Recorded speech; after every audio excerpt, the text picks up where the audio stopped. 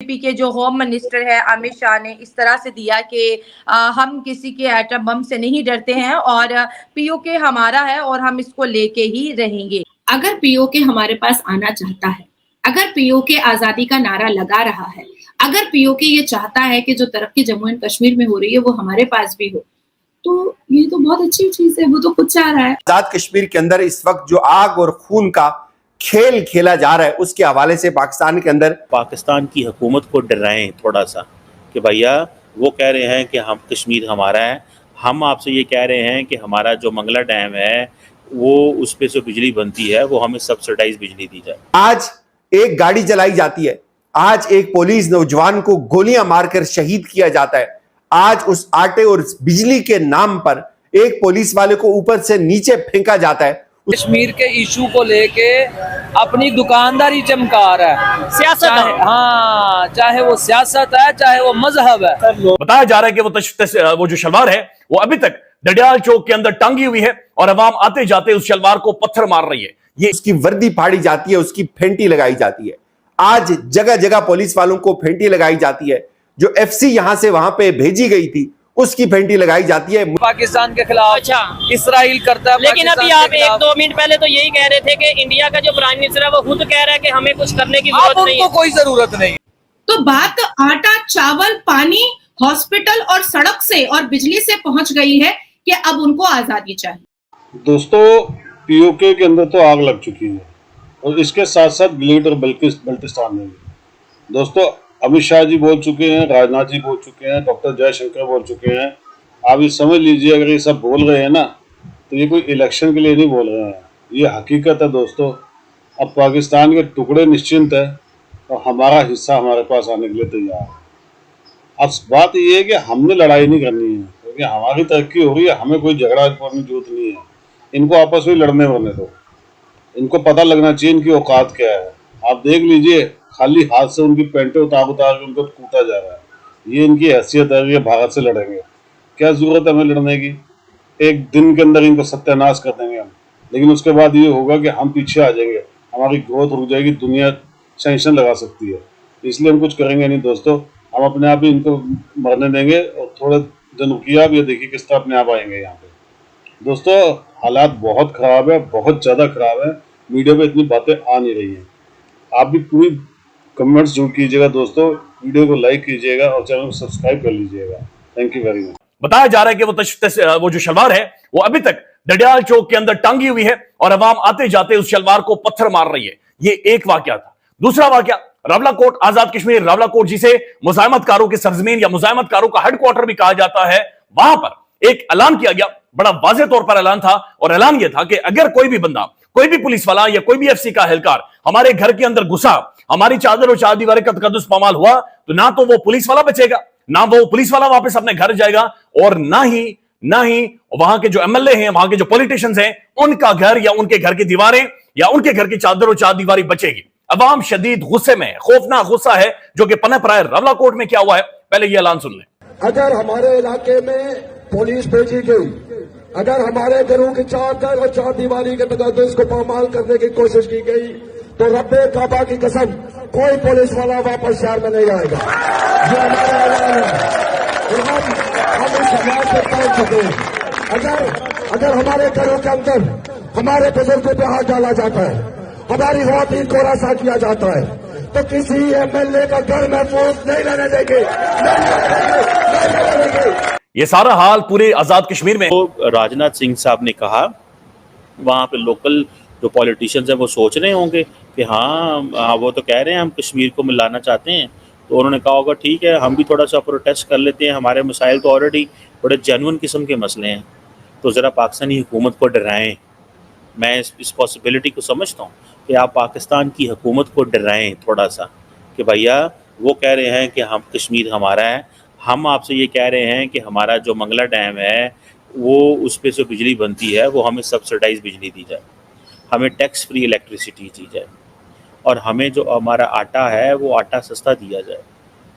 क्योंकि आप देखें, आप वहाँ पे कश्मीर में जाएं तो Kashmir is not a play, हम तो कश्मीर एक जन्नत है, कश्मीर ये है, कश्मीर एक वादी है, कश्मीर वो है। और भाई कश्मीर वादी है, पहला लोगों को रोटी तो दो, जब तक लोगों के पेट में रोटी नहीं जाएगी, आपकी वादियों को कौन पहचानेगा, कौन समझेगा कि ये वादियां हैं और ये चीज़ें हैं। मैं तो इन चीज़ों को समझने को वो कासिर हूँ। हम ये क्यों कर रहे हैं, हम समझते क्या हैं यार अपने लोगों को, कि हम अपने लोगों को दबा लेंगे। जिसका दिल किया अब वो जाके तो वो बंदे को मारेंगे, चांटे मारेंगे, जेलों में डालेंगे, पुलिस भेजेंगे और कहीं खबरदार प्रोटेस्ट नहीं करना, अंदर बैठ के हमारी बात सुनो। और मुज़ाकरात आप कैसे करेंगे जब तक स्ट्रक्चरल तब्दीली नहीं आएगी। अभी वो हमारे प्रेसिडेंट साहब हैं, उन्होंने जनाब नोटिस ले लिया। अब प्रेसिडेंट साहब की तो अपने प्रेसिडेंट हाउस में नहीं चलती। अगर प्रेसिडेंट के और हुकूमत के मामलात ख़राब हो जाए, जिस तरह पिछली हुकूमत में था कि इमरान खान की पार्टी के सदर थे और वज़ीर आज़म जो थे वो शहबाज शरीफ साहब थे, तो होता ये था कि सदर को तो पूछते कोई नहीं था। सदर का जिस दिन छुट्टी हो रही थी, उनका टेन्योर ख़त्म हो रहा था, उनको तो फेडरल गवर्नमेंट से कोई मिलने नहीं गया था। ये औकात है पाकिस्तानी सदर की। ठीक है जी। अब ये है कि जी पीपल्स पार्टी जो है वो बुला रही है, सदर ने नोटिस लिया। सदर क्या कर सकता है? जहाँ पे रोड्स ब्लॉक हो, ठीक है जी, जहाँ पे बिजली हो, जहाँ पे ट्रेड, जहाँ पे आप जो है वो जहाँ पे मीडिया कवर नहीं कर सकता। आपको पता है कि ट्रेडर्स के इन प्रोटेस्ट को मीडिया कवर नहीं कर सकता। पाकिस्तान में हल्की फुल्की कवरेज हो रही है, लंबी चौड़ी कवरेज नहीं हो रही। वो तो होता ये है कि सोशल मीडिया पे इतना शोर मचता है सोशल मीडिया के ऊपर कि मेन स्ट्रीम मीडिया को दिखाना पड़ जाता है। अब मेन स्ट्रीम मीडिया जो है उसकी मजबूरी है वो दिखाए कि वहाँ पे क्या हो रहा है और क्या नहीं हो रहा।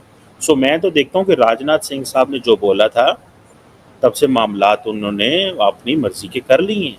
लोकल कश्मीरी जो हैं वो देख रहे थे कि अच्छा मतलब ये हो सकता है, इन एंगल पे हमें सोचना चाहिए। और वो एंगल ये है कि आप थोड़ा बहुत हिलजुल करें ताकि पाकिस्तान की हुकूमत को डराएं। ये सिग्नलिंग है, बेसिकली ये सिग्नलिंग है, और उस सिग्नलिंग का फ़ायदा उठा रहे हैं सब प्लेट्स।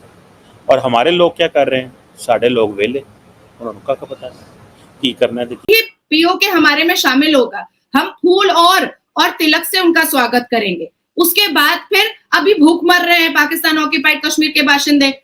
जैसे ही वो लोग भारत के हिस्से में आ जाएंगे, प्रसाद का भंडार उनके हथेली में आ जाएगा।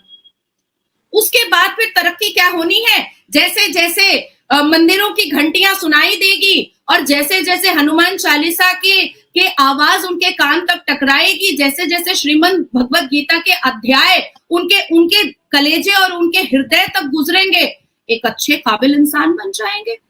तो बात आटा, चावल, पानी, हॉस्पिटल और सड़क से और बिजली से पहुंच गई है कि अब उनको आजादी चाहिए। अब उनको वैसा बनना है जैसे हमारा जम्मू एंड कश्मीर डेवलप हो रहा है, उन्नति और सक्सेस के ऊंचाइयों को छू रहा है। जैसे हमारे जम्मू एंड कश्मीर में कांग्रेस की ईरा के वक्त में, कांग्रेस के जमाने में शैला, जिन बच्चों और युवाओं के हाथ में पत्थर हुआ करता था, आज उन युवाओं के हाथ में कॉपी, कलम और किताब है। आज उन युवाओं के हाथ में तिरंगा झंडा है। आज वो युवा पहले जब बाहर निकलते थे तो टायर जलाया करते थे, आज वही युवा जाकर के किसी बड़े बड़े ऑफिस में काम किया कर रहे हैं। अब पाकिस्तान में 99.9% मुसलमान हैं। अब आपके हाथ में भीख का कटोरा है, आपके पास बिजली नहीं है, आपके पास नेटवर्क नहीं है, आपके पास खाने को मुसीबत आन पड़ी है, तो इसमें हम क्या कर सकते हैं? इसमें हमारे अखलाक पर नुक्ता चीनी करने वाले कौन होते हैं आप लोग? ये सनातनियों का काम कभी नहीं होता है कि सलवार निकालो और गला काटो और तलवार निकालो और ये करो। ये कभी भी सनातनियों का काम हुआ ही नहीं है। हम अपने सक्सेस से, अपने अचीवमेंट से, अपने डेवलपमेंट से, अपनी तरक्की से, अपनी मोहब्बत से, अगर पीओके हमारे पास आना चाहता है, अगर पीओके आजादी का नारा लगा रहा है, अगर पीओके ये चाहता है कि जो तरक्की जम्मू एंड कश्मीर में हो रही है वो हमारे पास भी हो, तो ये तो बहुत अच्छी चीज है। वो तो खुद चाह रहा है।